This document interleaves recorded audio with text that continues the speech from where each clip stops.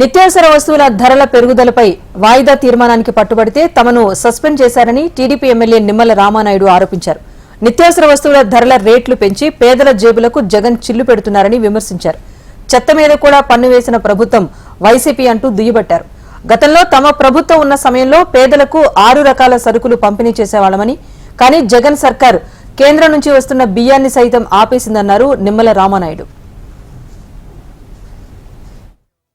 ఏదైతే ఈ యొక్క ధరలు మోత, ఏదైతే పన్నులు వాత ఈరోజు ఆంధ్రప్రదేశ్ రాష్ట్రంలో మరి అన్ని సరిపోవన్నట్టుగా మరి ఈవేళ ఏదైతే పన్నులు, ఎందుకంటే ఈవేళ డ్రైనేజీ పన్ను, ఇంటి పన్ను, వాటర్ పన్ను, పోల్ పన్ను, వీటన్నిటితో పాటు చెత్త మీద కూడా పన్నేసినటువంటి చెత్త ప్రభుత్వంగా ఈరోజు జగన్మోహన్ రెడ్డిని మరి మనందరం కూడా చూసేటువంటి పరిస్థితి, దుస్థితి. ఈవేళ రేషన్లో బియ్యం తప్ప రెండవది సామాన్యుడికి అందనటువంటి పరిస్థితి.